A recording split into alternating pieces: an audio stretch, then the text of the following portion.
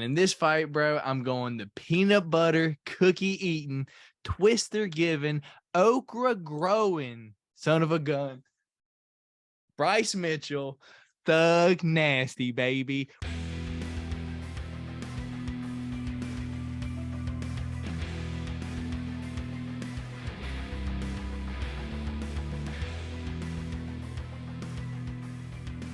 What's going on, y'all? Welcome back to the Golden Octagon MMA Podcast. And after a long time of camera issues on my end, I do look different today. I am on a not the best camera in the world. We are here, and we are here to talk about a shit ton of fights. I am Matt Anderson. Dorian Rose is on the other side of your screen. We are here on a Tuesday night for me to edit and upload this. Probably for y'all for Wednesday night or Thursday, depending on what it is, because your boy got a new job and I am starting tomorrow. I did a shit ton of paperwork today. Been busy all day for the most part. Dorian, how you been this past week, man? Man, we've been good, gearing up for Christmas time and everything. And as you know, football fans, so playoff season is right around the corner and everything. So getting pumped up for that. But we were kind of texting each other about this, so I just wanted to kind of do it off the top of the show. Man, one of our listeners, Papa Chuck, got to give him a shout out in the YouTube comments, man. Every time the video for the pod gets posted on the premiere, when the video is playing live, he comments and he goes back into the podcast and comments, always wishing us well and all that good stuff. So shout out Papa Chuck, loyal listener. Even though you might not think we might not appreciate you, we appreciate you greatly, just like we do all the listeners. But that's a loyal listener right there if I've ever seen one. So shout out to Papa Chuck. Yeah, for sure. Papa Chuck always in the chat. And how'd you do on the bets this past weekend? Did you hit anything nice or? Well, so funny how that works. So I ended up hitting pretty decent on Saturday. I showed you that I hit a pretty decent little parlay there. That kind of helped me pad my account for Sunday. Unfortunately, I pretty much just got back to where I broke even. And for some reason, like it seems like every time I go bet on other teams, I lose my bet. But when I do a bunch of player props for the Cowboys, I mean, I'm telling you, they come through for me every time, and they at least got me back to the same amount of money I had in my account before the weekend started. So basically, I ended up even overall. How about yours? Dude, I had I think a 12 leg in until the Tai Tuivasa fight, dude. So what was that? Fucking 4 legs left. I had a 50-cent leg parlay to win 12 grand, dude, until the Tai Tuivasa fight. I just needed it to start round 2, man. I picked Michael Johnson to win. I picked Eric Anders by KO. I picked Roman Dolidze by KO. I picked all of that shit to happen on this parlay. And I also picked Tai Tuivasa versus Sergey Pavlovich to start round 2, and it did not happen. But before we get started too much, if you guys wouldn't mind, put that like button in a calf slicer, GMP it, get it out of there, do what you have to do. Subscribe to the channel if you are or not. And all your comments are greatly appreciated down below. And also, before we get started, dude, where would I be if I didn't point out that it is Paddy fight week, Dorian? And because it's right here, I figure why not go ahead and throw on the old PTB WIG, baby. Oh, Paddy the baddie. It's Paddy fight week, baby. This is probably some shitty Amazon like ladies wig, but you know what? It's close enough. Let's go. I'm just waiting for you to get to the point in the pod where like it's itching and you're like, fuck, do I take this off or do I leave it on? It's already there. It's already irritating in the back of my neck, dude. This shit's so itchy. But hey, let's get into it, man. So what to look forward to on today's show. This past weekend's fights, some news in between, and this upcoming weekend's fights. So a shit ton of fights overall, and I figure we better get started now that we're close to 10 minutes into this and we haven't said anything yet. So let's get started first, man. Let's get this out of the way because we didn't say anything at the end of the show last week. We just made a bunch of picks and didn't really say what we were going to do. But every week, every fight week, me and Dorian put up this strap right here on the line, the pick champion. Whoever gets the most picks correctly out of the 3 or the 5 or the however many that we do, that is the weekly pick champ. So Dorian, we didn't really narrow it down like fucking last week on the show. I don't know why. I guess we were just so ready to get the fuck out of here, dude. Like, it was a long show. I'm not gonna lie. But I went back. I actually watched it 2 days ago, went in my phone, wrote it down. In total, we had 8 fight picks, dude. So we had an even number to begin with. So already it's like, damn, bro. One of the fights did fall off though. Tracy Cortez versus Amanda Heba. So it leaves us with an uneven number of fights. So I was like, all right, cool, fair enough. So I will give you what we picked on and the deciding factor, and we will announce our pick champion off the top. So our first different pick of the night was Michael Johnson versus Mark DeCasey, and I did pick Michael Johnson, and he did get that dub. So 1 up for me. The next one was Cortez versus Amanda Heba. So that one's off. The following was Clay Guida versus Scott Holtzman, dude. You went Clay Guida. I thought Hot Sauce was probably going to get him out of there. Clay Guida gets it done. The next one, dude, Angie Overkill Hill versus Emily Ducote, dude. For some reason, you went against your heart, dude. I went Angie Overkill Hill. You went Amanda Ducote. So I am, it's 2-1. Our next one was Nico Price versus Phil Rowe. You went Nico Price. I went Phil Rowe. So that's another one for me. The next one, Chris Daukaus versus Eric Anders, dude. You went Chris Daukaus. Eric Anders gets it done. Or yeah, Kyle Daukaus. Chris Daukaus is this upcoming Chris weekend. Daukaus fights this weekend. Yeah. You went Kyle Daukaus. I went Eric Anders. Eric Anders gets him out of there. The next one, dude, I am going to let you have it. I did. The official pick for me was Jack Hermanson on Hermanson versus Dolidze. Although I did text you after weigh-ins and I was like, bro, I'm pretty sure Roman's going to fucking beat Jack. And you're like, I told you. Right after weigh-ins, I wanted to switch my pick right away, but I will keep my original pick of Jack Hermanson. So Dorian does get the Jack Hermanson versus Roman Dolidze. He does get that one right. And the last one that we picked on was Tai Tuivasa versus Sergey Pavlovich. I did pick Tai Tuivasa. Dorian did pick Sergey Pavlovich. So right now, man, what's the score? So you had Michael Johnson, Angela Hill, Eric Anders. So who's Phil the Rowe versus Nico Price, which gives me 4 out of the 7, dude, making me and still pick champ of the week, dude. Have I had this since I came to your house and took it from you, dude? Has that been how long since I've had it? Honestly, I can't even remember at this Dude, point. it's been a long time. I've had the pick champ.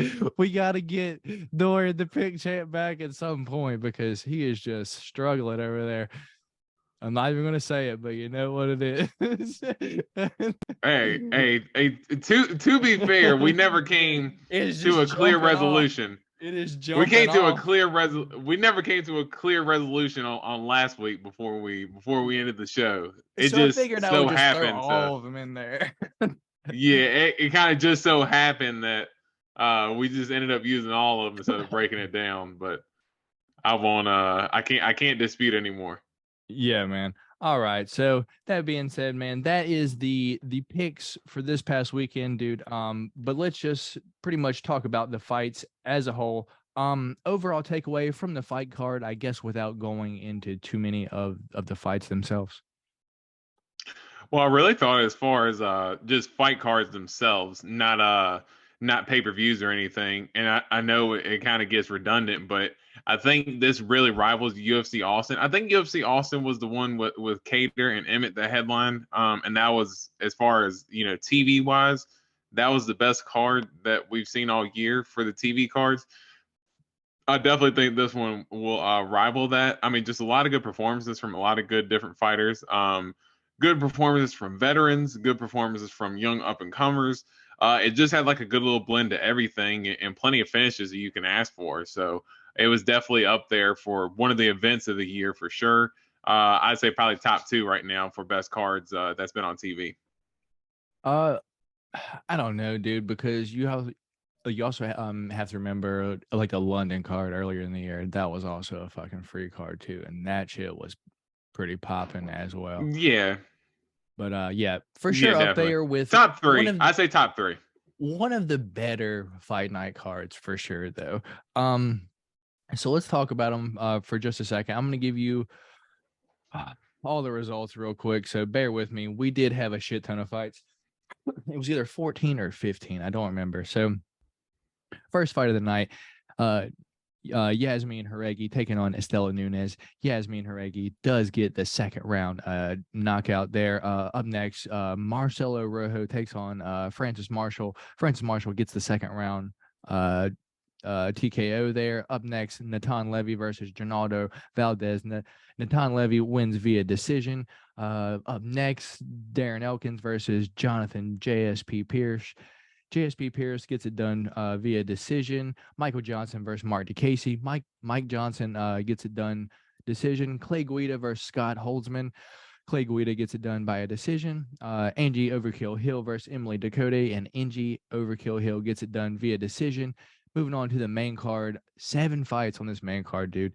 The hybrid Nico Price versus Phil Rowe, and Phil Rowe gets the third round KO. Eric Anders versus Kyle Daukaus. Eric Anders gets the second round TKO. Jack Hermanson versus Roman Dolidze. Roman Dolidze gets the second round nasty TKO. Ty Bam Bam Tuivasa versus Sergey Pavlovich. Dude, Sergey Pavlovich gets Ty Tuivasa out of there in under a minute into the first round. Matthias Nicolau versus Danger Matt Schnell, and Jesus, dude, Matt Schnell at this point, what can I even say? Matthias Nicolau gets the second round TKO. Brian Bam Bam Barberina, the other Bam Bam on the card, versus Rafael Dos Anjos. Rafael Dos Anjos pretty much made it look easy, as I suspected. Gets the second round submission over Bam Bam. And our main event, dude, the surprising as shit thing that could have happened possibly, except for when you watch the fight, you're like, oh, well, that's why it happened that way. Stephen Wonderboy Thompson versus Kevin Holland, and Wonderboy gets the TKO slash ref throw in the towel at the end of the fourth round. Stephen Wonderboy Thompson beats Kevin Holland via TKO, man. Corner stoppage. So we'll start right there. Thoughts on the main event? Yeah, so I did think going into the fight that Kevin Holland was going to be the victor there, but one of the things I did point out, as my cat is just for some reason in the background playing with this freaking plastic bottle and being like loud as hell. Literally can barely hear my thought right now. But no, I actually thought that Kevin Holland was going to be the victor. But one of the things I pointed out going into the fight was, dude, he throws a lot of big looping hooks when he's in close. And those are some of the things that he does, and people have caught him in the wrestling exchanges. Now, this time, as far as fighting a high-level kickboxer like Wonderboy is, basically, as soon as he would do that little hop step when he would jump in the range, Stephen Thompson was just catching him clean every time and just wasn't even giving him a chance to get his feet set. And I thought that Stephen Thompson did really good as far as being more aggressive. We haven't seen this aggressive side of Stephen Thompson, I'd say at least in a while, probably since the first Tyron Woodley fight. Maybe the second one on, he's kind of been a little bit more reserved. But yeah, Stephen Thompson, we haven't seen that aggressive side from him in a while. I did think that Kevin Holland, he wasn't doing himself any favors when he kept letting him up from the wrestling positions. And I seen Michael Bisping really killed him for that. I don't want to give him too hard of a time, but more my thing is his defense. Just every time he just kept stepping in, he just became predictable with that little hop step. And Stephen Thompson just kept catching him clean. And I just thought there towards the end, he ended up gassing, and that's when Stephen Thompson was able to put it on him. And I think it might have been one of those spinning heel kicks that ended up breaking Kevin Holland's hand, but he just gassed himself out. And I don't think he, to this point, you can correct me if I'm wrong, but have been there with that high level of a striker. And he's always been in there with wrestlers, but a striker to the level of Stephen Thompson, it's hard to find. And Stephen Thompson really had a vintage performance, I would say. So good performance from Stephen Thompson, man. And yeah, it sucks for Kevin Holland, but I think Kevin Holland, he's young enough to where he'll rebound from this. I don't think it's going to be anything that's going to be a shot on his career. But Stephen Thompson, it just goes to show that, if you're going to try to stand and kickbox with him, he's going to make you pay for it. Yeah, man. This kind of goes back to what I said last week when I was like, if Holland is giving Wonder Boy problems on the feet, that he can't take Holland down, that he doesn't have the wrestling to do so. But on the other hand, Kevin Holland had the wrestling to take like fucking Wonder Boy down if he was getting pieced up. But early in the fight, dude, as you said, he kept getting up. And then what really irritated me the most, bro, is like you had your opportunity early in the fight to wrestle him and use your advantage. But once you're dead ass tired getting beat around at the end of the fight, dude, you're not going to get those takedowns anymore. So now you look dumb shooting for takedowns when you didn't want them earlier in the fight. So that being said, dude, I'm also glad that you pointed out, I also think that his hand got broken by those fucking spinning heel kicks, dude. It's like, you say you broke it like in the first round, and it may have happened, dude, but also a lot of damage probably was done from you blocking those fucking multiple heel kicks to your fucking hand, dude. Oh yeah, Dorian sending a message to me in the Zoom chat that he's gonna go get his cat real quick. But yeah, dude. I also believe that Wonder Boy hit him with those fucking spinning heel kicks in the hand, and that contributed to the injury of the Kevin Holland broken knuckles, broken hand, whatever you would want to call it. That being said, dude, it's just like, what do you think about in the beginning him landing on top because he scrambled and ended up there, and he could have stayed there, dude. He was in control there, and he probably out wrestles fucking Wonder Boy getting up, and then later on in the fight shooting because you're getting pieced up. Well, I think that early on, I think that he's having so much fun, and he did end up catching Stephen Thompson with a big right hand early in that, or I think it was Yeah, kind in of the like first late toward round. the end of the first round. Yeah, He caught him with it. Yeah, it was late in the first round. He ended up, I couldn't remember if it was early or late, but it was kind of like mid to late point. But hit him with a big right hand right across the top of Wonder Boy's forehead, rocked him. So I think he was having some success, and he probably just wanted to keep it on the feet there. And we know Kevin Holland. We know he likes to have fun, and he kept saying going into the fight, I'm not looking to wrestle. I'm looking to go in there and strike with Wonder Boy. And that's one of the reasons why Wonder Boy kind of welcomed this matchup, because he also was tired of fighting wrestlers. And I think Kevin Holland is a guy of his word. And I think at this point in his career, he's more of an entertainer than he is, I'd say, kind of like a title contender for the moment. But he does always tend to go in there and, just kind of sometimes makes boneheaded decisions, whether it's Derek Brunson not showing any sense of urgency when he's getting taken down, or, going into this fight here. And, you have the position of Stephen Thompson, and you don't get up. He does have this time to where I think he tries to please the fans a little too much. And some people would attribute it to low fight IQ. I mean, I don't want to say it's low fight IQ, but he just doesn't seem to employ the correct strategies when he probably needs to. And I think this is kind of a moment where, especially like you said, late in the fight, he started going for the shots and trying to get the takedown. A little bit of desperation shots there at that point. Stephen Thompson could see him from a mile away. Of course, that hand was messed up, so that's why he was trying to go for the takedowns. But I think this is something that he can kind of put a feather in his cap going forward, to say that, these are some of the things that he'll be able to clean up on, because he still had some success in the fight, but you could just see obvious blunders there that he can go back and work on. Yeah, man. This fight probably could have like fucking been over round one Darce choke for Kevin Holland, dude. It probably could have, but once he got on the ground, he was like, nah, let's fucking strike a little bit, dude. I almost feel like if he would have threw out the I'm like fucking not gonna wrestle game plan, dude, this fight probably would have been over round 1 or 2. Do you agree or no? I mean, I think Stephen Thompson is tough to put away, But I think that Kevin Holland would have had a much easier time.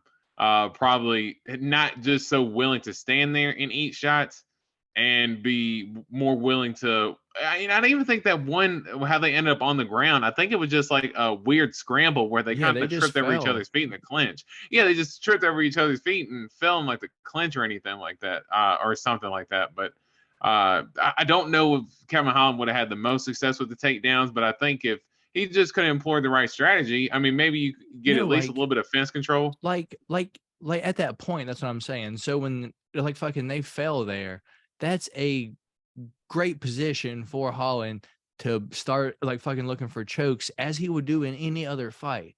But this fight specifically, once they got there, he was like, nope, I'm done. I'm just gonna get up. It's like, bro, at least go for the finish. Like, like if he fucking stops it, all right, cool. But it's like, as a huge Kevin Holland fan, I just want to see you win, brother. That's all I want.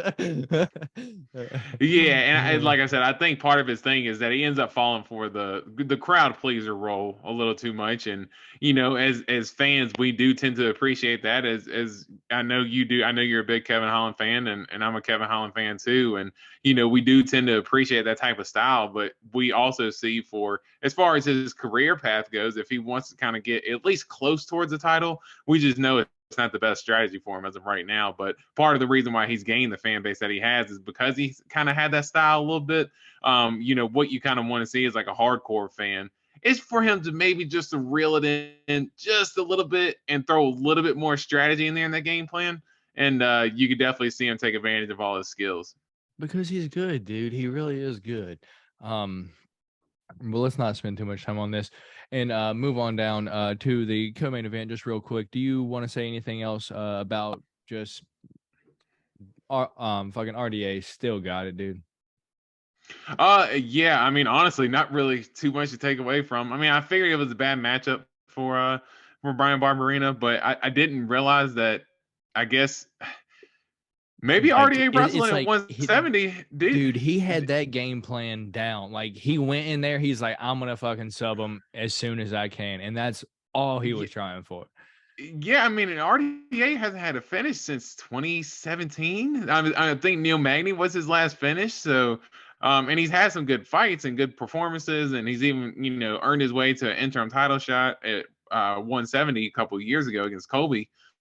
But yeah, I mean, he looked pretty damn big in there at 170. And I know Brian Barberena isn't the most fit guy, but when they were in clinch situations, I mean, RDA looked honestly pretty.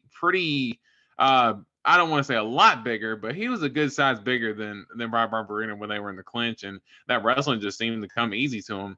And for him to, like I said, get a finish for the first time since 2017.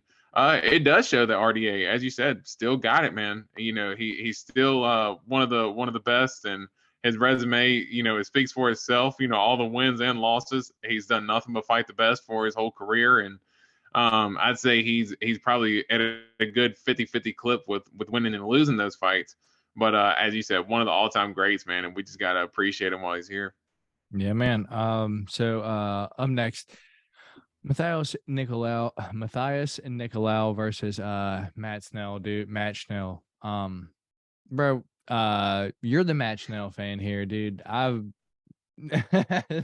don't know why he's even still here in the UFC. I thought he got cut, and then he come back, or did he not get cut? I think he was like, I think he ended up coming back. I know he was scheduled to fight like Alex Perez like 12 different times, and like it got not literally 12, but I think it was literally like about 4 or 5. Yeah, it was about 4 or 5 different times they got matched up, and it kept getting falling apart. But I just thought that Matt Snell, he just kind of brings like an exciting style. He's willing to go out on his shield, but unfortunately he goes out on his shield a little bit too much, especially here as of late. And I think that Matthias Nicolau, he's just one of those dudes that's on the come up in that division. And he was a 3-1 favorite for a reason. I mean, it's not like a lot of people had a lot of hope for Matt Schnell going into the fight, but I think Matthias Nicolau kind of just lived up to what the pre-fight odds were. How would you like to see him versus Alexandre Pantoja? Man, the only thing that sucks for Pantoja is that it's like, dude, he's very worthy of a title shot right now. And it's like, for some reason, he just cannot buy a break to get a title shot for anything right now. I mean, honestly, I think Pantoja has submitted Royval before, so but maybe if Royval is able to get another win, maybe work his way back up. But yeah, I mean, Pantoja, you just feel bad for the dude because I want to see him fighting for a title. And again, he's beaten Brandon Moreno before in the past, so definitely worthy of a title shot. But just, I guess, in terms of the fight style alone, that is a good matchup with Nicolau and Pantoja, though. Yeah, man. So Bam Bam Tuivasa, Sergey Pavlovich, man. Break it down for me. Crazy thing is, it ain't really too much to break down. I mean, I thought the biggest difference in the fight was, what was kind of my worry was that, Ty was going to come in with the big looping punches and was just going to get caught. One of the things I told you was going into this fight, I just had visions of the JDS and Tai Tuivasa fight where Ty ends up getting caught with a few counters, gets a little sloppy and gets dropped, and that's exactly what happened. And dude, Sergey Pavlovich's hand speed for heavyweight is absolutely ridiculous, dude. I mean, I always knew he was a good boxer, but yeah, coming out of this, it's like, yeah, he is quite clearly the best boxer in the heavyweight division right now.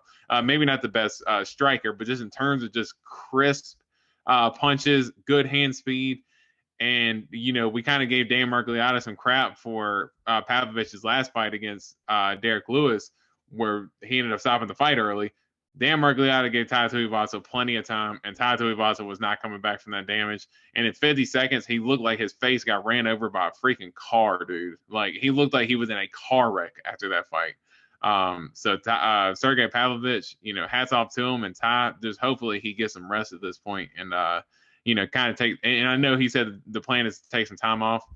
I hope he does, man, because he's taking a lot of damage over his last two fights. Yeah, man, that I haven't seen anyone look this scary since maybe Francis coming up, man. Maybe Tom Aspinall. I think that'd be a pretty good fight once he gets healthy. Sergey Pavlovich versus fucking Tom Aspinall. I think that sounds like a fantastic fight.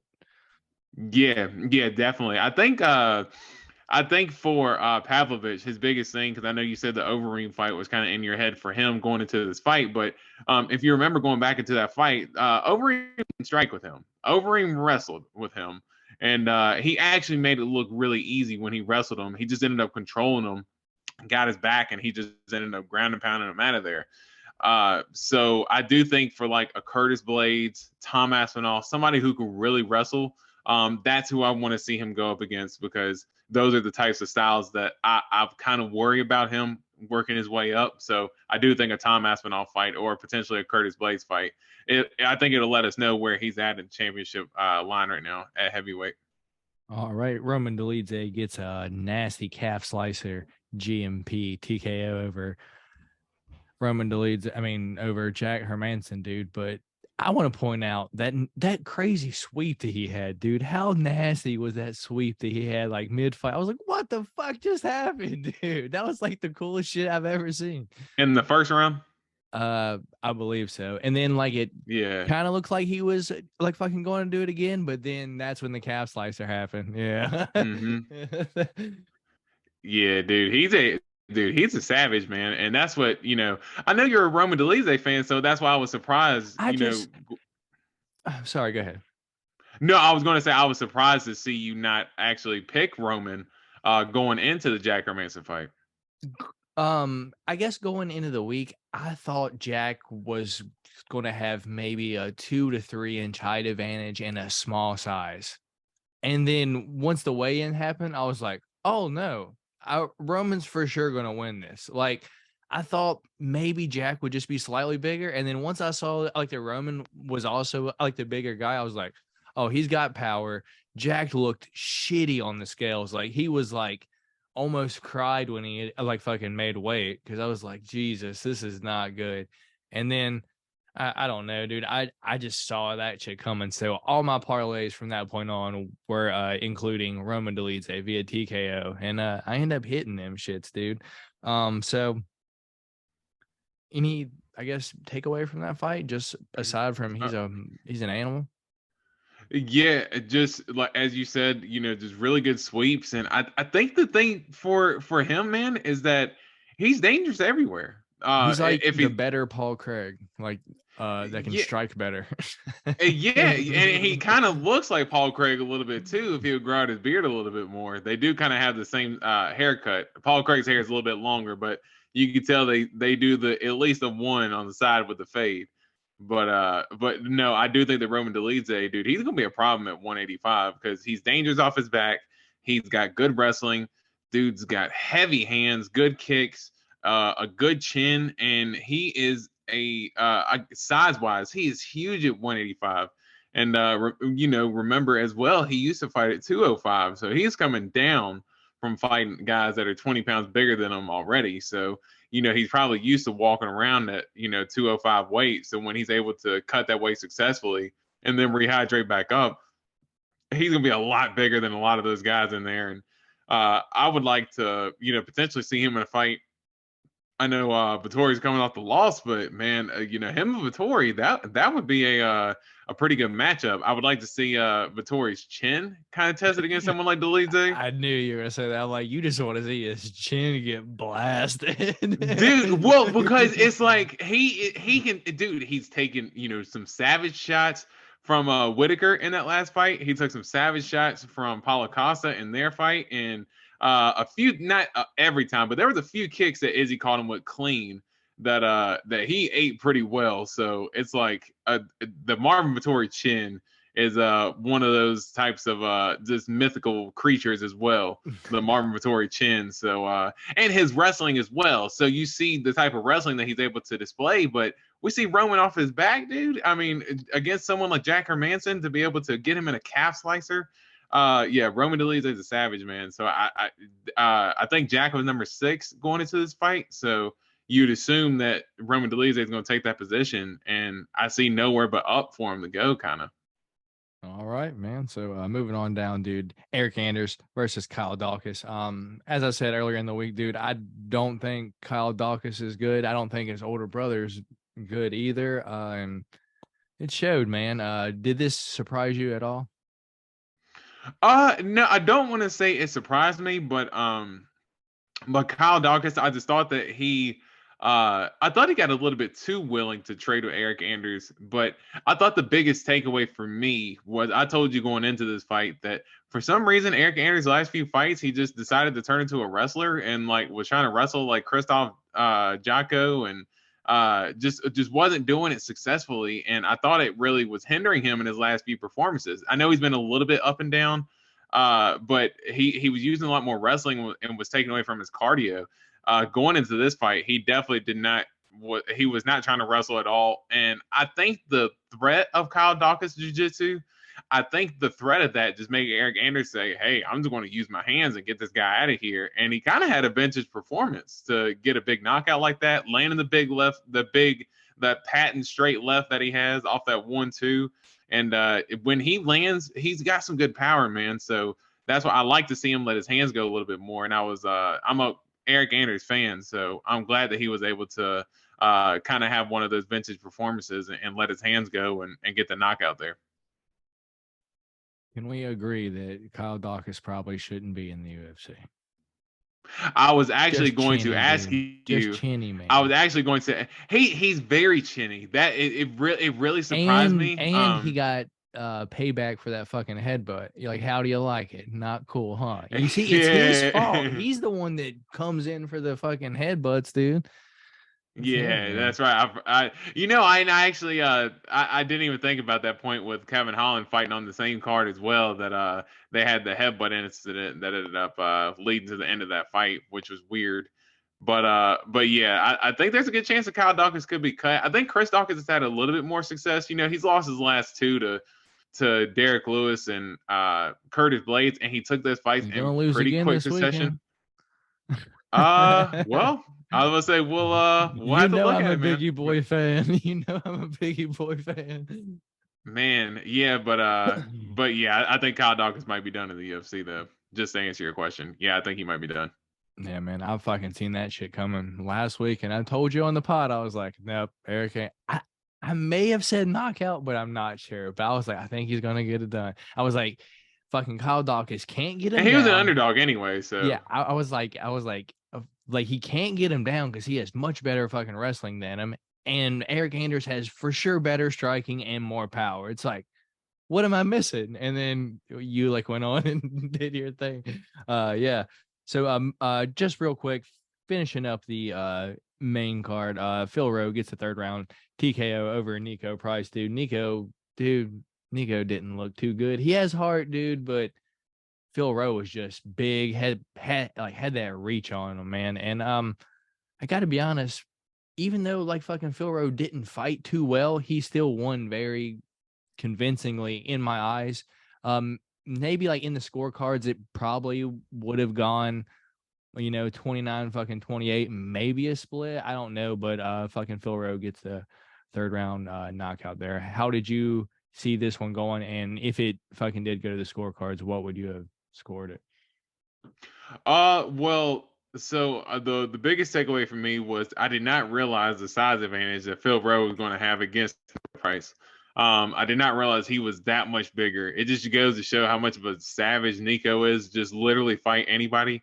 And you could tell the layoff killed him because he's one of the guys who likes to at least get about 3 fights in a year, sometimes 4 if his health permits it.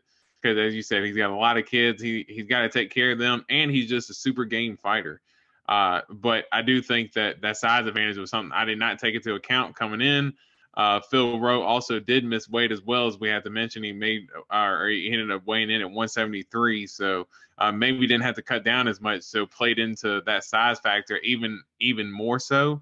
I do think that there could have been a potential that it was 2-1, but that's why Phil Rowe wanted to go out there and get a finish, and I think Nico did the same there in the third round. Nico really went for a big flurry there at the beginning of the third round. Ended up, I think he really blew his wad there at that point because once Phil Rowe was kind of able to gather himself, you could just see Nico had no more gas, and he kind of jumped back to the fence and was a standing target, and Phil Rowe just let loose on him at that point and got him out of there. So fun fight, probably fight of the night. Of course, Phil Rowe, I know they said he wouldn't be eligible for the bonus, but probably fight of the night for sure. And Nico Price, I'm a big fan of him. What I'd like to see from him potentially is a fight against another fan favorite of mine that was also on this card, Brian Barberena. Why not just put them two up against one another? They're both not really looking for a title shot.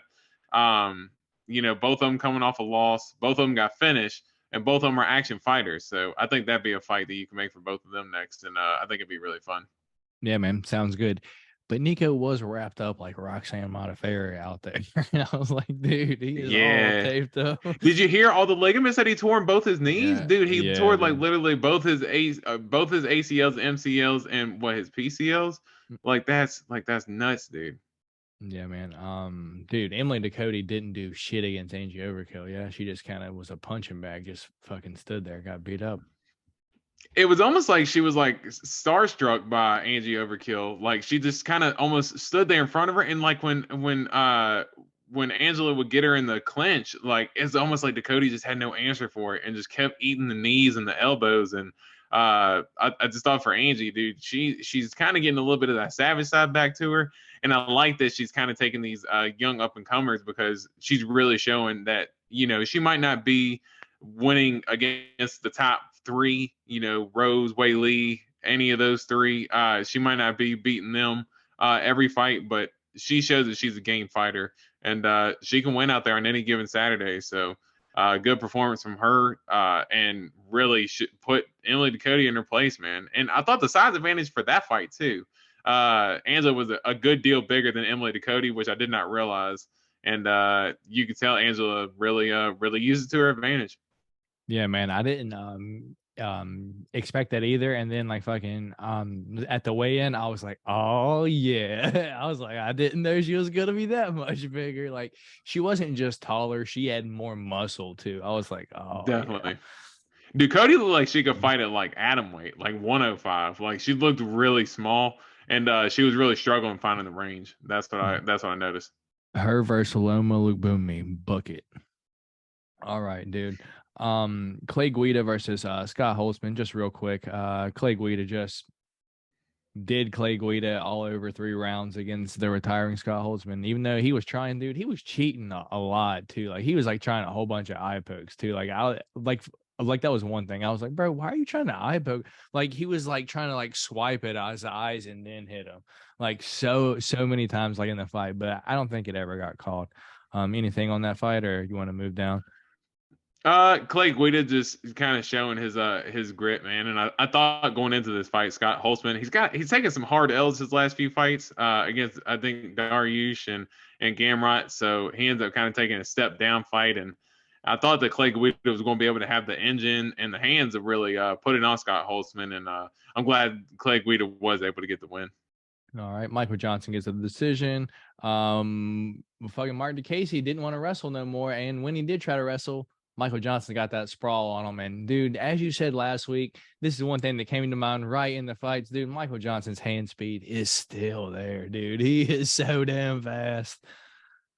Yeah, that's really like one of my favorite things about Michael Johnson. It's just his hand speed in general. It's like every time DeCasey would step in there, he would get caught with some big counters, and even there as the fight kind of progressed. And once DeCasey really he put on a pace there in the first round. I think he wasn't able to keep up with in the second and third. And once Michael Johnson, he kind of smelled it in the second round, really started to take over, and instead of countering, was moving first, kind of walking DeCasey down and was landing some big punches. And there in the third round, I just thought he just clinically took Mark DeCasey apart. And I just thought it was hilarious that after the fight, DeCasey's like pumping his fist like, yeah. And it's like, dude, you clearly lost rounds 2 and 3. There is no dispute about this. Like I had a bet on DeCasey to win by decision. I picked him in our picks last week. So it's not like I wasn't backing the guy to win the fight, but it is clear as day you lost the fight after this fight's over. And even once it was announced, he had he wasn't shocked at all because he had a pretty good idea that he lost. He had Which I like the thought it was crazy. cap face, like yeah, it's like, dude, yes, it's like, do not act like fucking Manel. yes, do not. What happened? It's like, no, you fucking idiot. You know you lost. You lost. That's what I was like expecting you to do. He heard that fucking 30-27. He's like, yeah, I won 30-27, baby. All right, moving on down. JSP Pierce was trying to get that front kick over Darren Elkins, but just couldn't get it. But Darren Elkins, dude, there's no one in the UFC that has more heart than that guy. Yeah, dude. I mean, his name's the damage for a reason, and literally, I almost think he intentionally takes damage at this point, just because he wants to live up to the nickname so much. It's crazy. Yeah, man. The only other fight that I really want to talk about on this card, I will fucking mention just real quick. Francis Marshall looked pretty damn good for being young, and but really what I wanted to mention, Yasmin Jauregui, dude, gets the second round TKO, dude. She's fucking good. Yeah, and dude, she's shredded, dude. She's got nice abs. I wish I had abs look like hers, dude. yeah. I think a lot of us would. But no, she is a savage, and she shows some grit there too, because she ended up getting dropped in the first round. I mean, she was in a tough fight, and Estela Nunes, like I said, was able to land some good shots on her, put her through some adversity. And Yasmin, is it Jauregui? Jauregui. Yeah, Yasmin Jauregui. Yeah, she was able to kind of show some grit there and come back in the second round, and her striking is super crisp, and yeah, she's definitely gonna be a problem for strawweight for sure. But yeah, shows she can get clipped, but you know, I don't want to see a reverse Andrade anytime soon. Nah, yeah, if you're talking about Andrade or Lemos, yeah, don't do that. But yeah, I mean, she's still working her way up the division. She's young, and I think that's kind of one of the fights like a young fighter needs to kind of help kind of build themselves as they're coming up in the division. Yeah, man. So that's pretty much all of the fights from this past weekend. So your boy still picked champ. It keeps falling. I'll put it back up on the line this weekend for old D Rose to win. It's gonna go down here for now. But yeah, man. Good fights overall though. So let's move on to the news and the topics, you know, that have happened over the past week. Main event, dude. This whole James Krause, dude, it just keeps getting deeper and deeper. Yeah. So last week's show, he had just kind of took everything down. Like they said that, you know, I forgot what what they had said. But this week, dude, it came out that no one could be coached by James Krause. You couldn't train at his gym, dude. You couldn't be in contact with him. There were a bunch of fucking stipulations revolving around fighters being related or in contact with James Krause, dude. And it kind of sucks to see because me and you were Coach Krause fans. But as I said multiple times, you won't catch me paying no money to be in no Discord, son. And right now is when it's paying off greatly. Like all that money I paid down the fucking drain, or you could probably be in fucking trouble. Who the hell knows, dude? But dude, this just keeps getting deeper and deeper. What happens to, for example, like Brandon Moreno was your interim champion, is currently being coached by him. I know he fucking splits time and shit too, dude, but it's like you're like, you're not just doing damages to him, you're also doing like fucking damages to a lot of other fighters that just fucking train there now. Now they have to fucking venture out, find somewhere else new to train, and not have a coach anymore. Because, dude, Coach Krause, he was a good coach. Whether, he may have been profiting heavily or, whatever you say from that. But, dude, thoughts on this whole situation, dude, because this is an actual investigation now, dude. Yeah, no, the thing's been sticky from the jump. And, one of the things that I've been seeing online is that one of the clips from his interview on Ariel Helwani's show, I think it might have been when he was with ESPN. It was from 2019, yeah. Yeah. So that's what I said. I think it was when Ariel was with ESPN still at this point. So yeah, back like 2019. So yeah, some of the clips came out and he was basically admitting like, yeah, I pretty much make more money in gambling than I have coaching, fighting, and when you hear the statement at that one point, you're like, oh, well, that's that's interesting there. Go back a couple months, and of course they put the ban on betting and things like that. But James Krause is still actively keeping his Discord channel where they're supposed to be making bets. No, that's his Instagram's gone, his YouTube's gone, the Discord's gone.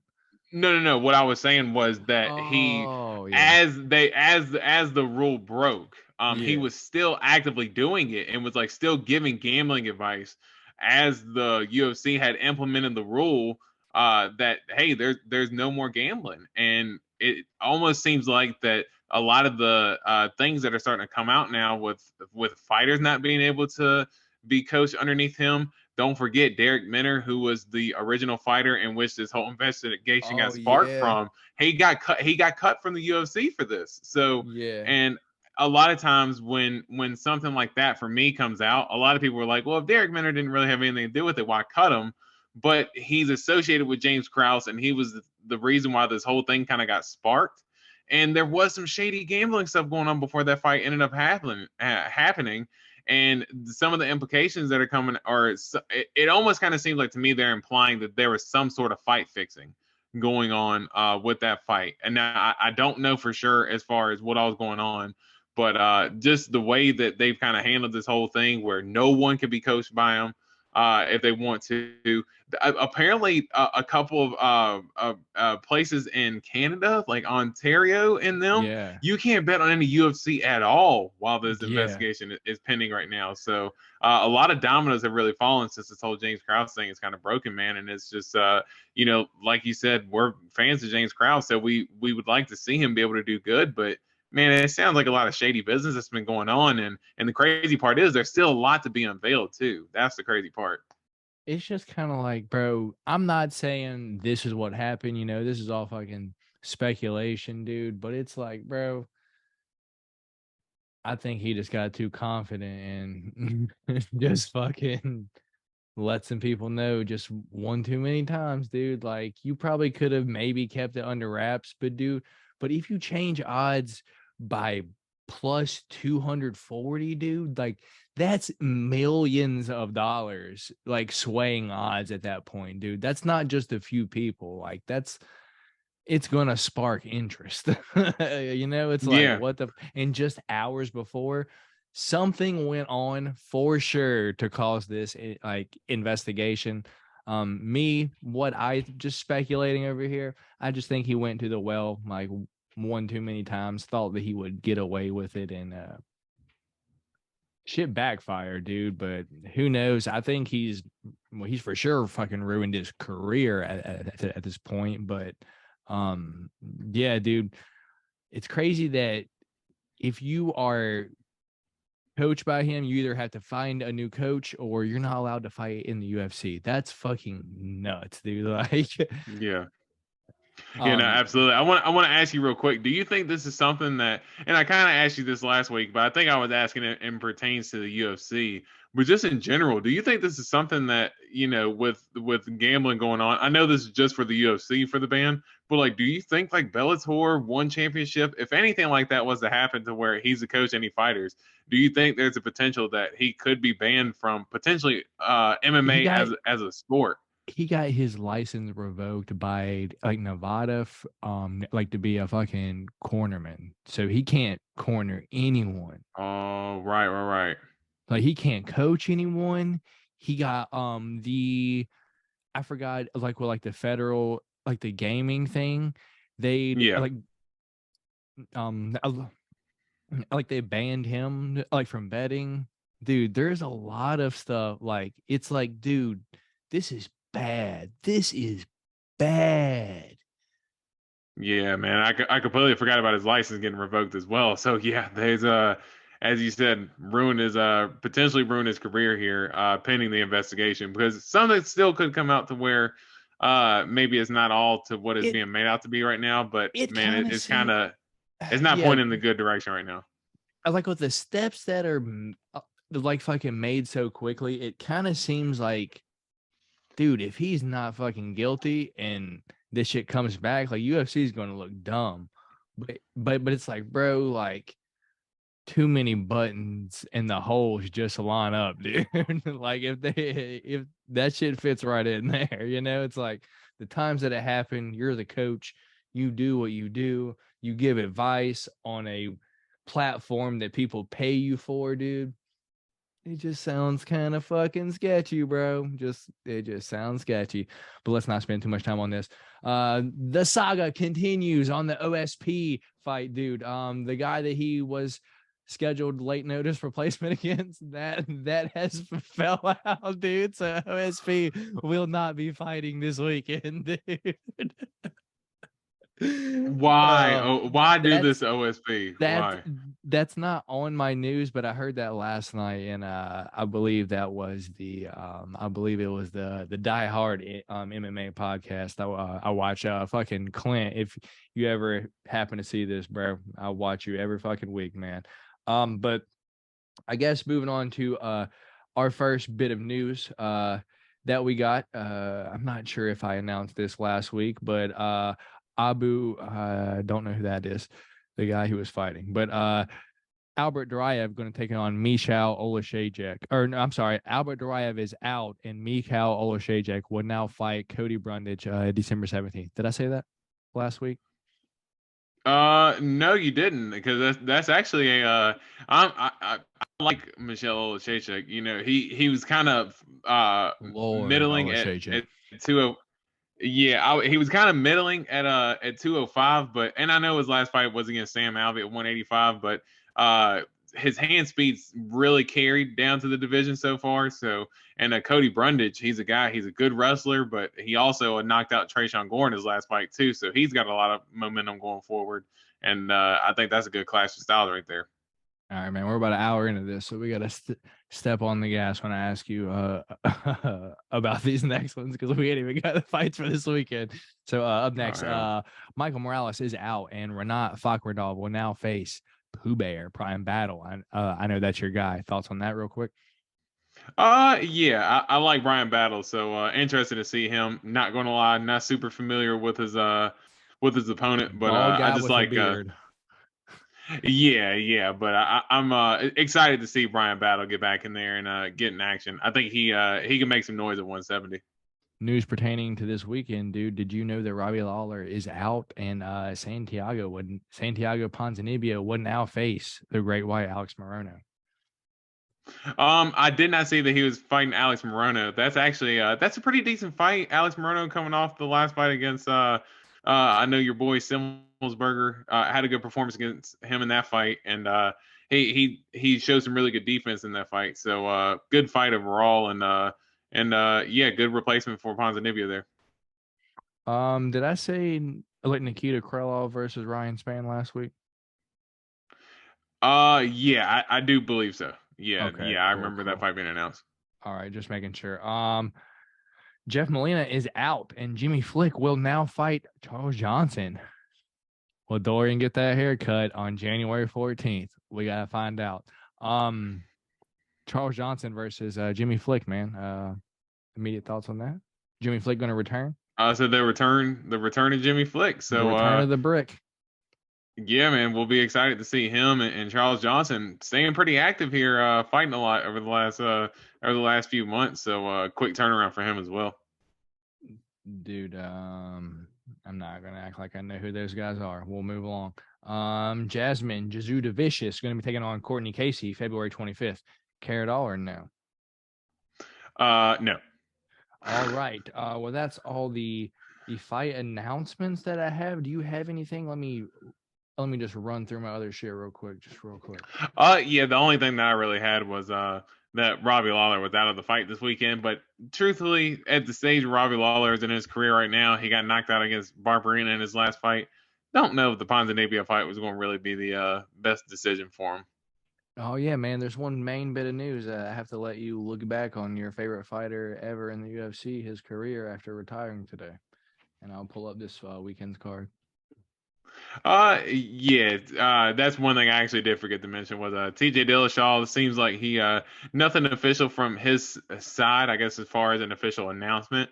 But all the reporters, Ariel Helwani has said that he's going to retire. Not really too surprising, as you can see in his last fight against Aljamain Sterling, the shoulder injury. He apparently had a couple of shoulder surgeries when he had the suspension for the time off. Looked like the shoulder surgeries didn't really do too much because he still had his shoulder dislocating about every 5 seconds in that fight. But one of the greater champions in the sport. I do think that a part of his lasting legacy is going to be the whole steroid case, and it's going to be something that's going to kind of hover over his career. But one of my favorite fighters to watch. He's super game. He kind of carried this little bit of a mean streak to him, which is what I kind of liked going into his fights. And yeah, TJ Dillashaw is definitely going to be missed, but great career to him. And a well-deserved retirement, man. All right, man. So that's all the news for this week. We are going to move on to what y'all are here to see an hour into this show now. This weekend's picks, our bets, our preview, our breakdown. I'm going to put the strap on the line for Dorian to win this week. We're going to have at least 5 different picks for this upcoming weekend. I'm going to give you all the fights, main event all the way down to the opener of the card, and then we're going to start right there and break it down, make our picks all the way back up. Hopefully we won't be on here for more than another hour. We're going to try to run through this as fast as I can. So main event of the night is going to be Jan Błachowicz versus Magomed Ankalaev, because Yuri Prochazka versus Glover Teixeira. Yuri Prochazka did get injured in that, and now this is for the vacant light heavyweight title of the world. Jan Błachowicz versus Magomed Ankalaev.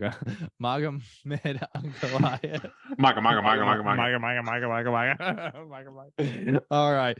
Up next, co-main event of the night, or the main event, whichever one you want to call it.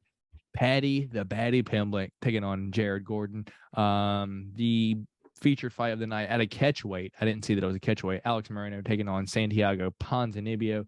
Middleweight bout.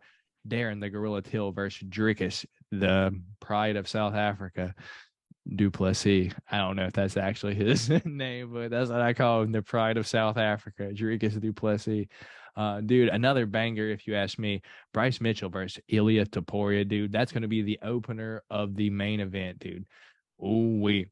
Main event of the prelims, Jairzinho Rozenstruik versus Chris Daukaus. We got the debut of Raul Rosas Jr. going to be taking on Jay Perrin. Edmund Shahbazyan going to be taking on Dalsha Lungiambula. Oh, that just flows off the tongue. They're going to be a tough one for Dorian to pick in. Chris Curtis versus Joaquin Buckley. The main event of the early prelims now is going to be Billy Quarantillo versus Alexander Hernandez at featherweight. And then the next fight down is going to be TJ Brown versus Eric Silva, Victina Salvador versus Daniel Da Silva, and our main or our opening fight of the night, Cameron Saaiman versus Stephen Koslow. So we'll start right there. Dorian, do you know anything about Cameron Saaiman or Stephen Koslow? Both 6-0. I have to admit, I don't know a single goddamn thing about either one of these guys. Never heard of these names until you literally just told me. Was not aware of either of these two fighters. All right. So any lean, either way, both 6-0. I like Cameron Saaiman. That sounds cool. His name looks cooler. I'm gonna ride his side. I do have Google pulled up, so I don't have Yeah, it looks like he was actually slated to fight Ronnie Lawrence this weekend as well. So he's probably coming in for the camp, probably him. Okay. But it's not like I have any type of confidence going into this. All right. Do we have odds yet at all, or no? I actually didn't. Probably should have pulled them up. Yeah, I will pull up my Tapology if you pull up your odds, because I have Google up, and I would rather have Tapology up. Yeah, because sometimes Google has too much of the canceled fights information, or just not enough information in general. Yeah, because I like to see some other shit. But yeah, it does look like the odds are out right now. Cameron Saaiman right now -320 favorite, as Stephen Koslow is coming in at +235. So looks like the odds are kind of in the way we were leaning as well, even though we know nothing about these two. All right, it is going to be at 135. Up next, I do know Daniel Da Silva, and I do know he's ass. I do not know anything about Victinas or Vicinas Salvador.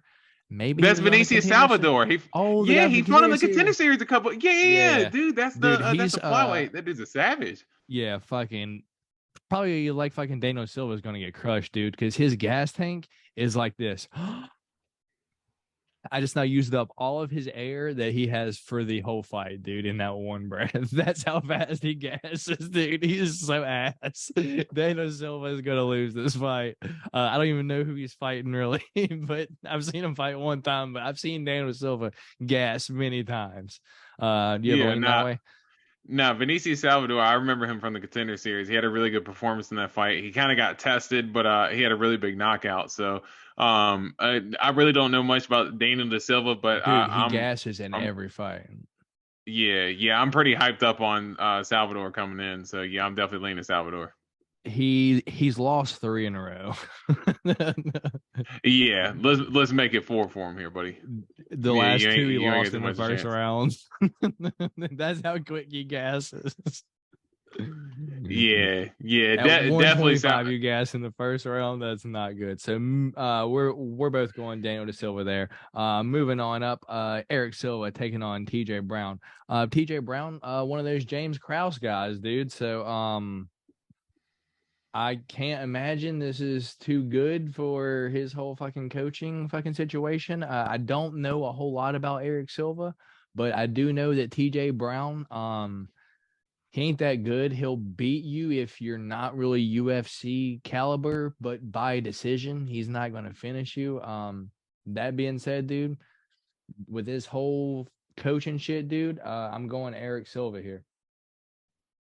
Yeah, I think that was kind of my leaning as well. TJ Brown, he tends to he'll get caught up in there and tend to get caught a little bit more than what I like to see. Eric Silva, I'm not super familiar with Eric Silva coming in here, but just based off of the performances that I've seen from TJ Brown, I kind of think the same thing. I don't even think the coaching situation. I just think that I just don't think TJ Brown's that good. Yeah, I just don't think TJ Brown's that good, if I had to be honest. So yeah, I'm going Eric Silva.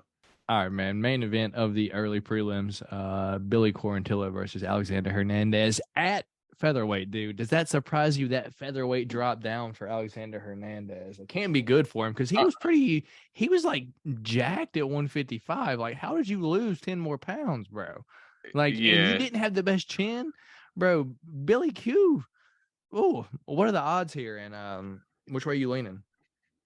Yeah, so I do think, well, Billy Q, you got to remember that he was fighting at I believe he fought, I know he fought Burgos at 45, but I believe he took a couple fights at 55 before he made the drop down to 45 as well. So a couple 55ers moving down here, but as you said, Hernandez is jacked. So for him to find that extra water weight to cut 10 pounds to make featherweight is crazy. But he's going to be the better athlete. Um Man, I just think he gets hit a little bit too much. He gets hit a little bit too much for my liking. Billy Q he's definitely willing to crack. And I think that Alex Hernandez, his biggest thing at 55, he's always tended to start off good, but always dips off late because he ends up gassing out. So give me a Billy Quarantillo here. I think he gets it done. He could potentially get a knockout here, maybe a second or third round knockout. Yeah. Like as you said, either Alexander Hernandez round 1 KO maybe, but Billy Q's got a chin on him, and his gas tank will for sure outlast Alexander Hernandez.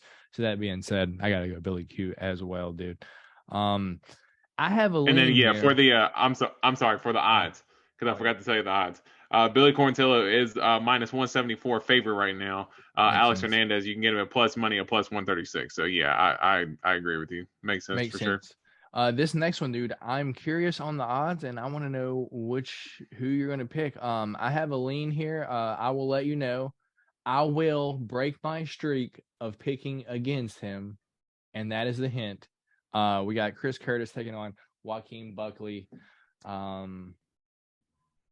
Yeah, man. I'm going Chris Curtis here. I don't know why. I think Chris Curtis, he doesn't ever get to fight someone his size.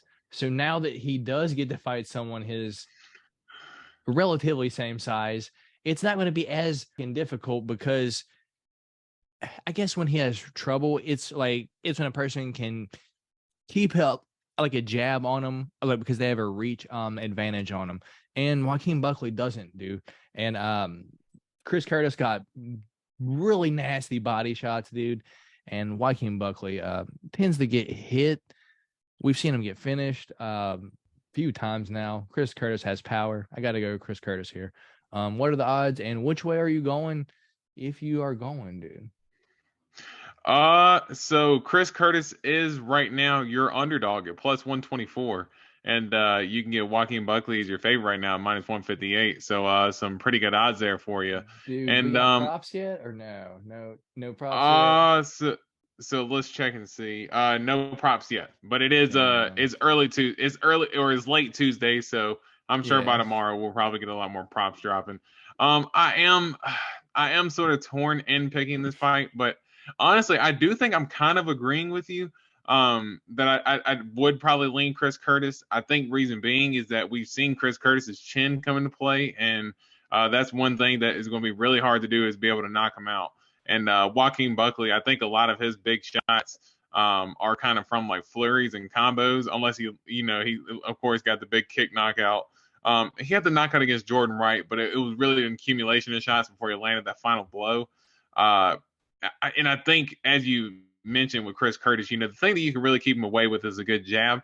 I've kind of been a believer in Joaquin Buckley's ability, but I think that's one thing that he lacks in his game is a good jab. He's got really good hooks and good kicks, but doesn't really have a good jab that I think where he can keep Chris Curtis at bay. Chris Curtis, I think he keeps him in the pocket. I think he just outboxes Joaquin Buckley, and I think he potentially a late finish, but Joaquin Buckley showed a little bit of a better chin as of late. But I'd say if betting wise, you can maybe say Chris Curtis third rounder decision, but you get pretty good odds on him as an underdog right now. So if I had to lean one way, probably lean Chris Curtis as well. All right, man. But I wouldn't be too surprised if at the end of the night we had a Joaquin Buckley decision because his gas tank has improved since before, and he did look good against Imavov round 3, dude. So I don't know. Hopefully it's just a fucking fun fight, dude. I like to watch both guys for the most part. Yeah. It's definitely a crowd pleasing fight. That's for sure. Both the styles that they got. I mean, it has the potential to be the fight of the night. So I do like the matchup, but I hate it because I like both guys. Dude, and that is the first fight of the fucking regular prelims.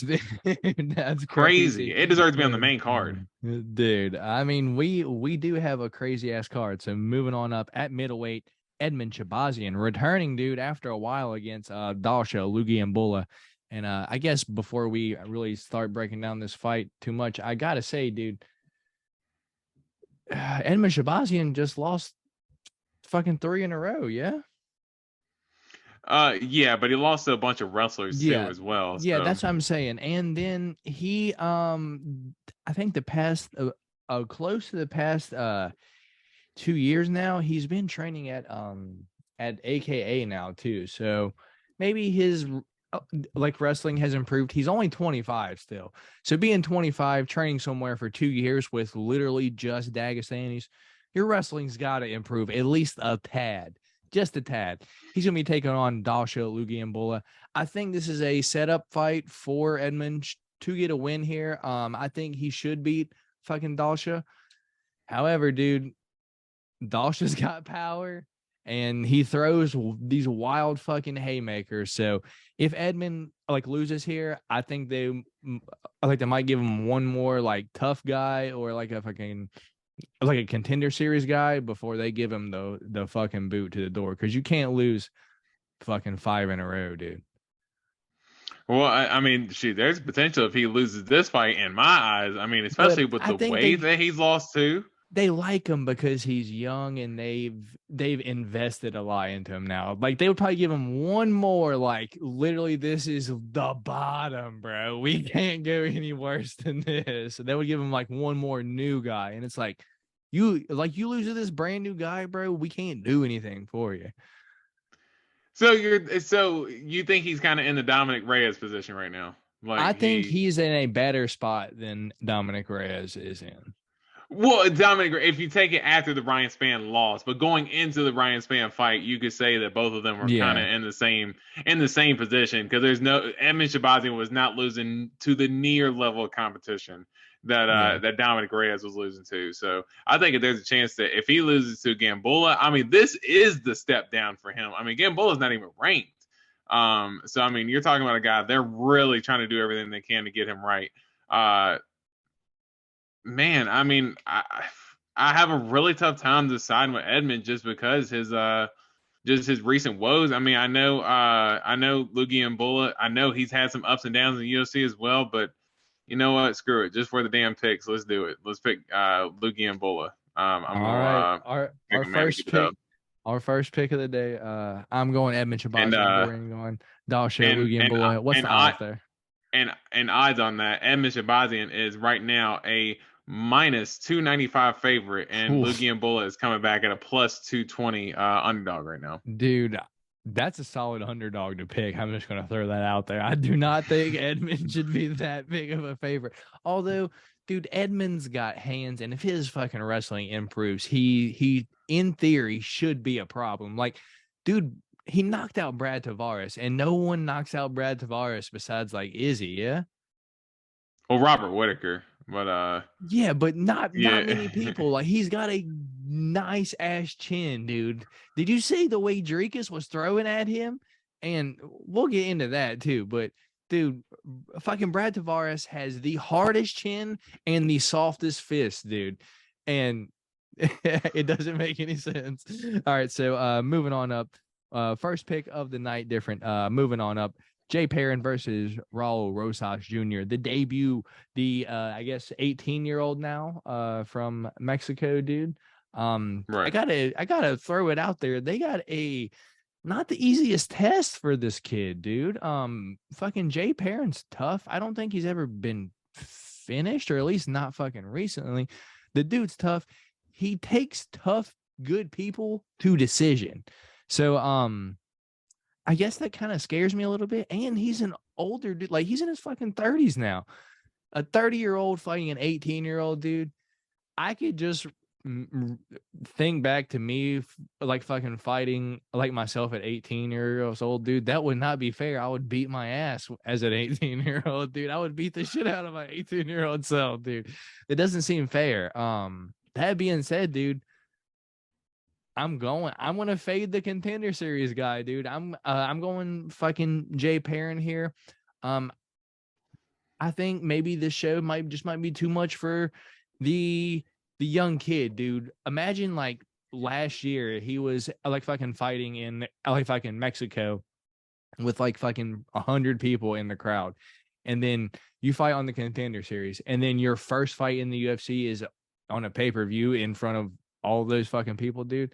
I think it might get to him like it did was the like the Zellhuber kid. He was also fucking pretty young too, dude. And the game plan just goes out the window. Give me Jay Perrin, dude. Which way you going? What are the odds? Man, that's very surprising. But you can get Raul Rosas as a -250 favorite right now, and then Jay Perrin, you get some return money on him at +190. I think just from what I've seen from Jay Perrin, he has lost to some decent fighters, Mario Batista, Ariki Lang. So it's not like he's lost. Decision though, yeah. Right. So I don't think he's lost any bones by any means, and I do admit that I wasn't super surprised, or I wasn't super impressed with Raul Rosas in his Contender Series fight. I mean, I thought he did good and he handled himself well, but I was really surprised to not hear Dana say, "Well, hell, let's just give him a developmental contract," similar to what they did with Greg Hardy. And I know Greg Hardy's coming from a different sport and all, so they want to try to develop him. But it just seems like, Raul Rosas really could use that development at this point. But Jay Perrin, he's been tough, but I mean, 10-6 now. He's kind of lost a couple in the UFC already. I think the UFC, they know what they're doing with the matchmaking as far as this fight goes. I do think that I don't think they're going to try to match Raul Rosas up with someone that he can 100% lose to, even though obviously you want to leave some sense of doubt in there. But I do think Raul Rosas, I think he could use his wrestling here. Similar to what he did in the Contender Series fight, a lot of scrambles. If there's one thing that I could probably bet on for an 18-year-old, I know you were saying the 18-year-old you now, or the 18-year-old fighting the you now, you would kick the 18-year-old's ass. But if there's one thing I could probably put money on, is that 18-year-old, if he gets out of the first round, the 29-year-old you or the 30-year-old you is going to be in trouble, because you ain't going to have nearly the gas tank as that 18-year-old is going to. I think that's one thing that Raul Rosas can use here to get a dub. Yeah, I guess when you put it that way, I guess it is just a tad bit more. I just kind of wonder, dude, is he going to go out there and blow his wad round one because he's under all those fucking bright lights and he just wants to have an exciting fight? Dude, it's like, as an 18-year-old, you might make that dumbass decision. And I don't think the UFC thinks that one loss is going to derail this kid's career. It just kind of gives them a good idea of where he's at. I don't think fucking Jay Perrin's going to fucking finish him or anything like that. I just think it's going to be a close competitive fight. And I just think the man strength of an older man is probably going to get it done. Yeah. So are you going Raul Rosas here? Yeah. Yeah, right, Raul Rosas. That's our second different pick of the day, right in a row, dude. Yeah. So up time for our third different pick of the day. Moving on up, Jairzinho Rozenstruik versus Krause Daukaus in the main event of the prelims, dude. I kind of give y'all a little hint earlier in the day who I was picking. I'm a Biggie Boy fan. There's not many times that I will pick against him, but I got to be honest, the times that I have picked against him, I got right, man, dude. If there's one guy that I have nailed, this guy spot on, dude, all the way back to the Augusto Sakai fight, right after everyone was calling him Rozenstruik, right after the Cyril Gane fight. I'm like, bro, that's a fucking giant guy that is literally just a countering pace monster. He'll just be right in front of you. So when you fight someone that is on their back foot trying to counter you, that fight is just destined to be dog shit. I'm just going to throw that out there. But Jairzinho Rozenstruik, still, dude, I know what he's capable of. And Krause Daukaus comes and tries to bang, dude. And I believe when you try to bang with Biggie Boy, you're going to get put out. Biggie Boy. Dude, this is going to kind of look like Chris Daukaus will probably try to attack this like the Shamil Abdurakhimov fight when he fucking knocked the spit out of his mouth. But I think the power of Biggie Boy is going to be too much for Chris Daukaus. I like the emphasis on Biggie Boy there, but man, I'll keep it short and sweet. I do think that both guys are obviously talented. Chris Daukaus coming off the last two fights being pretty brutal for him. He has taken a pretty big step up in competition, and throw me the odds too. Oh yes, so you can get Rozenstruik right now minus 188 favorite right now. Chris Daukaus, he was going to be the dog. Yeah, you can get Chris Daukaus at plus 146. So a lot of people are kind of leaning towards your way as well, as far as Rozenstruik being the favorite. But for me, I do think that Rozenstruik, he's also coming off of a KO loss himself, and he got tagged up a little bit. Giant in Alexander Volkov. Yeah, man, but he's shown. But he's shown to get clipped in his last couple fights, though, man. He's definitely been able to get hit and rocked, and I think Chris Daukaus is definitely. I think he's going to have the speed advantage. I think from a pure boxing standpoint, he's going to have a little bit better hands. But of course, Rozenstruik, we all know that he can land at any moment and end the fight. But I do think that Chris Daukaus is a little bit of the better athlete. I think as long as he can check a lot of those leg kicks that Zeno is going to throw. And he's able to kind of keep the pace with his boxing, I think that Chris Daukaus can get it done, man. And I think he's able to get it done. I think he could potentially end up getting a knockout as well. Let's say a second round finish from Chris Daukaus here. So our third different one in a row, dude. You're gonna ride with the Daukaus brothers back-to-back weeks and get them wrong. Back-to-back weeks. Well, hey, to be fair, I've been more of a believer in Chris than I have Kyle. I was never really that big of a believer in Kyle. I've kind of been on the Chris bandwagon a little bit. So I hate to see that he's taken two losses. Of course, I was happy to see the Derek Lewis one, but yeah, I'd like to see him get it back here, and I do think he has the potential to. Jairzinho's kind of been, as you said, frozen strike. He's kind of had some low performances, man. So he's definitely capable of doing it again. Biggie Boy, round one. Watch this, dude. He's knocking people out with jabs, dude. He's got so much power, and people forget it, dude. Round one. Most of my plays will probably be round one, round two. What is it, like the popular prop? Round one, fucking round two, TKO on, I believe, whatever the shit's called under there. Moving on up, dude, the main event, or the main card, finally. So we got the opener of the main card, dude. We got Thug Nasty Bryce Mitchell taking on Ilia Topuria, dude. And how do I say this? Like, what's the cat going? Which way is the cat going? He's going the hell out of here. Go. Yeah, dude. Ooh. So, dude, my gut tells me one thing and my heart tells me something else, dude. My gut tells me that Ilia Topuria is going to come in here and probably blast Bryce Mitchell, get him out of there early, dude. Like, he almost kind of like the Ryan Hall, but fucking Ryan Hall just didn't have the best game plan. Let's put it like that. I believe Bryce Mitchell has better wrestling, better takedowns, obviously, and clearly better striking too. He doesn't just throw a spinning heel kick and then hope for the best. So my gut tells me Ilia Topuria is just going to go in there and just wreck him. But my heart, dude, I can't pick against him. I'm going with the peanut butter, cookie eating, camouflage wearing,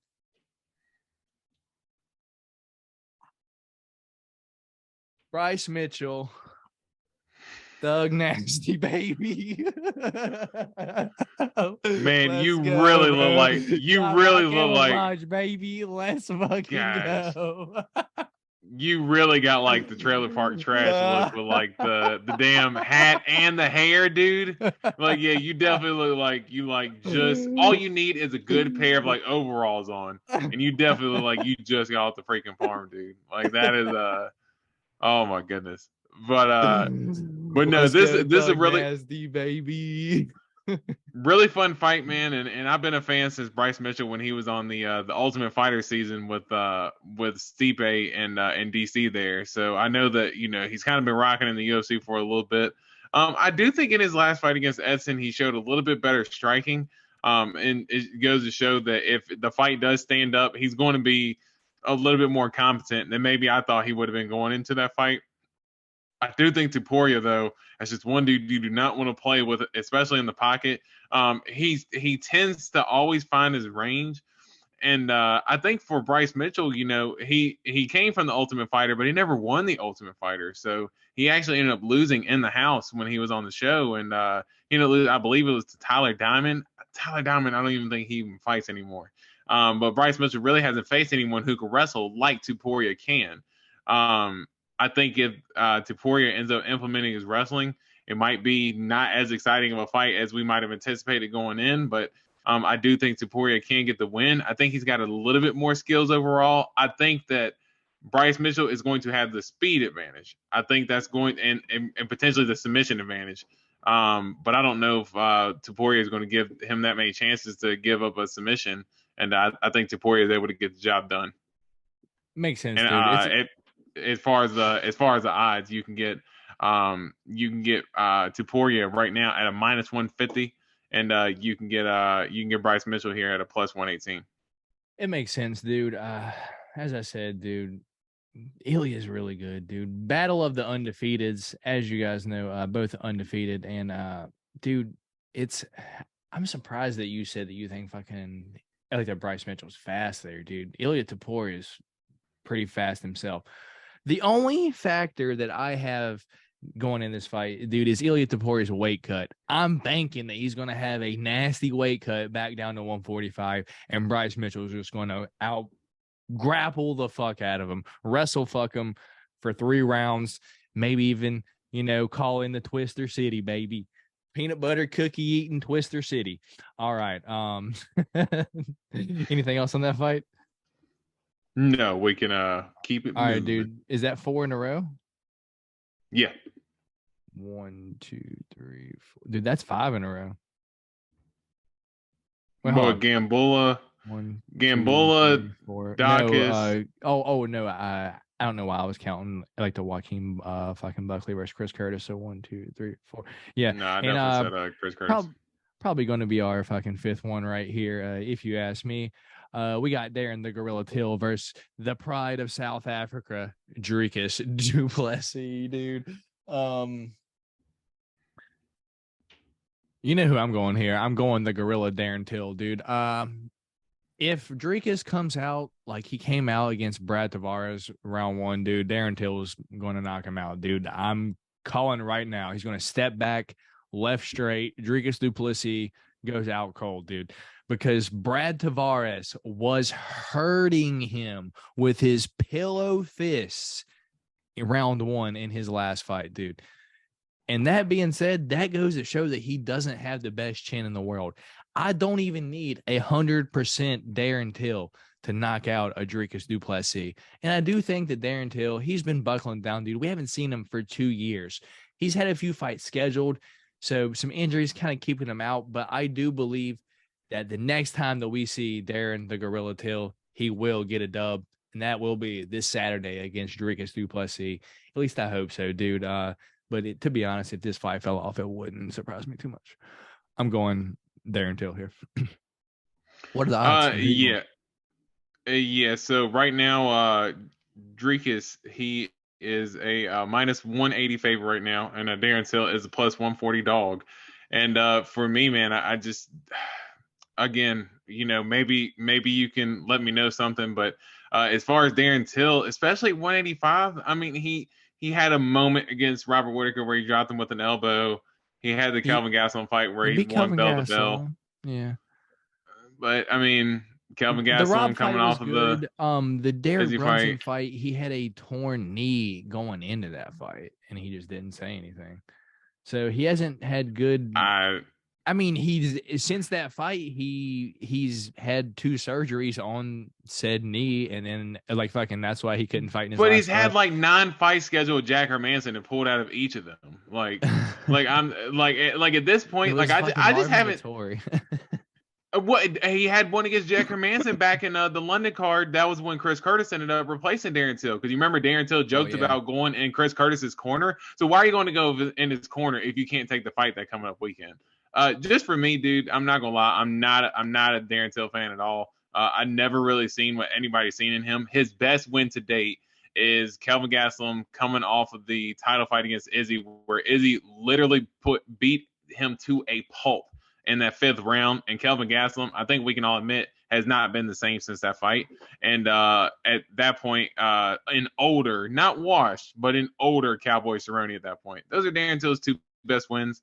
I'm sorry. I know that Brad Tavares, or I'm sorry that I know that Brad Tavares is the biggest win for Dricus Du Plessis, and you can maybe do a little comparison here, but just as far as how both their fights are going.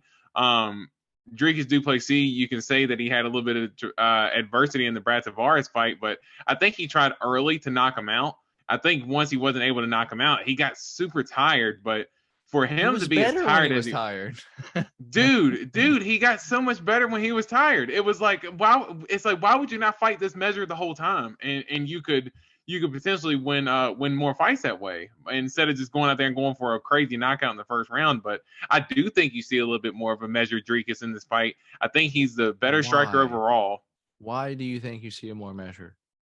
Because Darren Till is a counter striker, so he's going to try to set up that straight left hand. So I don't. Dricus is a very smart striker. He's a very educated striker, and I don't think that he's going to just step in there and just be willing to take shots. He knows what Darren Till's game plan is to step off on an angle, try to land that left hand. And honestly, if Darren Till can't really do that, I don't really see too much of how Darren will win this fight. So I do think that Dricus should be able to get the win here.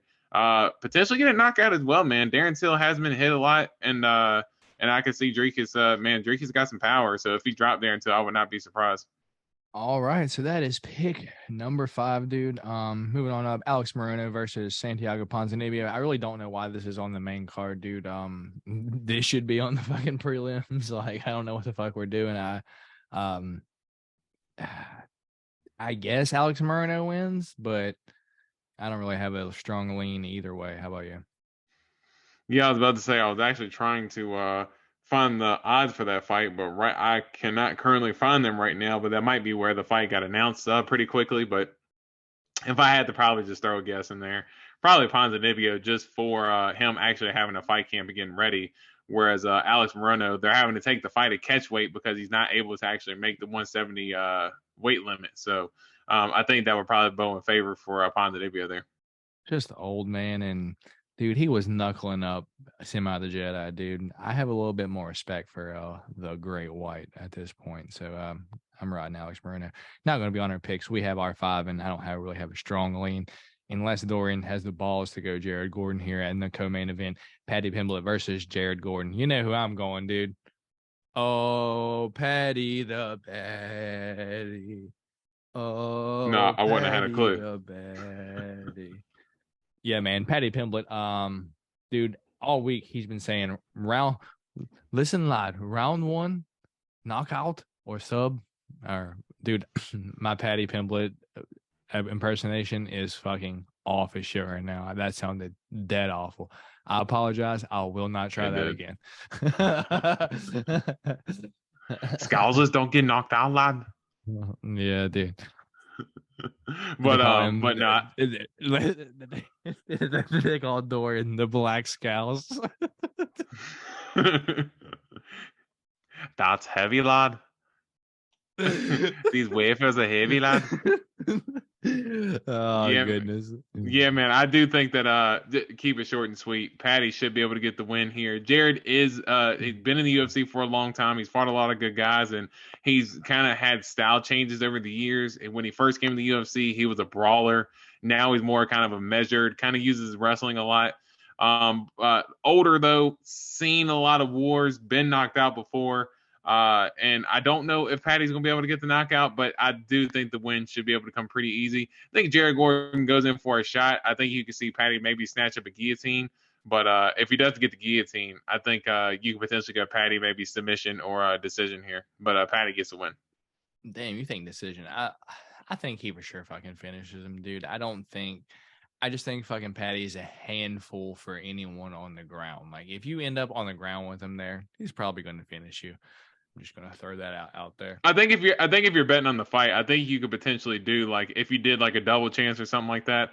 I mean, I think the likeliness of a finish, it would likely be by submission.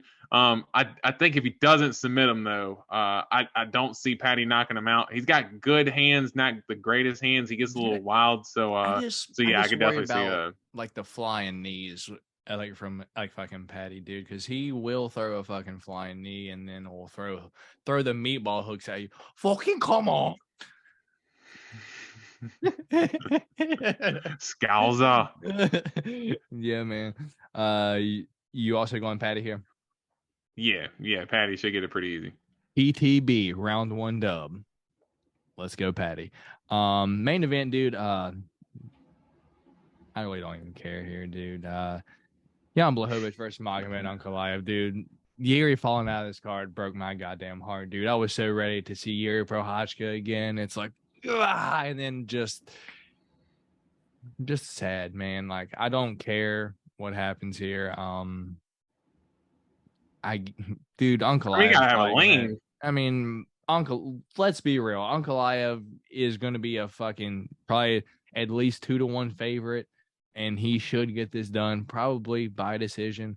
The only X factor that I would have for fucking Jan Błachowicz is that he does good fighting fucking southpaws. Like when you look back to like the Dom Reyes fight, but I guess now looking at it, fucking Dom Reyes, how good is Dom Reyes really? Who the hell knows, dude? So yeah, Ankalaev probably by decision, late finish maybe. I don't know. Yeah, I kind of think the same thing. This card in general lost a lot of the luster when they lost the main event a couple weeks ago with Yuri and Glover there. You know, going to be a rematch of what I'd probably call right now the fight of the year still between Yuri and Glover, their first one back in June. And it was really going to turn into a good fight and kind of have like a mini lightweight or light heavyweight tournament here. You know, the number one contender gets decided with this fight, but now it's a full-on strap. Doesn't add juice to the fight for me, but I think it's an interesting matchup overall. I just think in terms of the way the two fighters match up, but man, Magomed, he definitely should be the favorite here. Good boxing.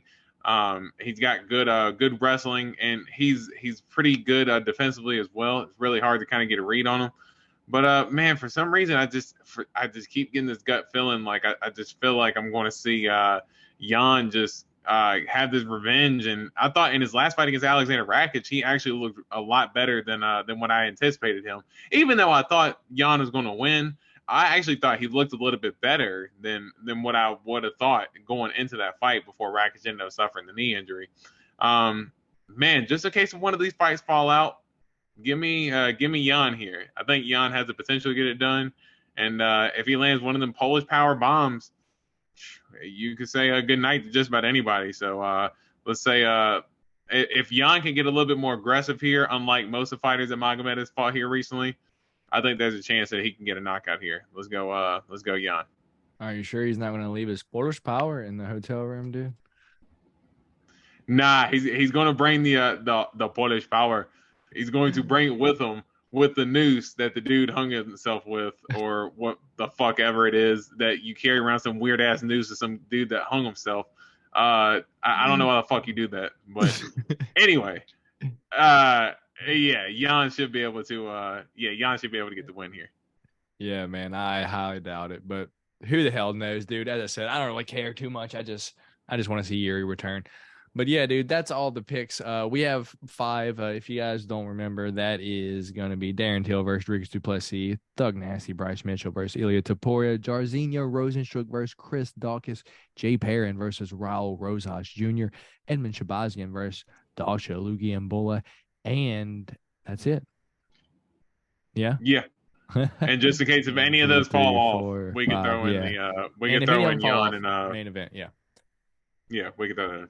Yeah, man. Anything before? we get out of here? Shout out everybody watching. If you watched all the way to here in this show, we really appreciate you. Thank you very much. Thank you. We really appreciate it. If you guys wouldn't mind, put a thumbs up on the video. Yep. And if you watch this whole time and you're not subscribed to this channel yet, what the hell are you doing? Leave your comments below. We like to read them, especially you, Papa Chuck. We know you'll be the first one in there, man. Or if you want to challenge Papa Chuck, you could be the first one in the comment section this week. Hell yeah, Papa Chuck! Shout out to you, man. But shout out to the fans in general, and seriously, man, we really do appreciate the listeners giving time to actually want to sit down and listen to us talk. Even though it's just a few comments, it still does surprise me when I go on YouTube and people are excited to see the show come out and stuff, and that does bring joy to me when I see that as well. So we really do appreciate the fans always giving us a listen, man, and shout out to you guys. Yeah, man. So that being said, that's going to be all from us here this time. Catch us next week for the recap for UFC 282, but we will be back next week. I'll be back Monday with a card show, but that's going to be all from us here this time. I'm Matt Anderson. Dorian Rose is on the other side of your screen, and this was the Golden Octagon MMA Podcast, and we will catch y'all next week. Peace.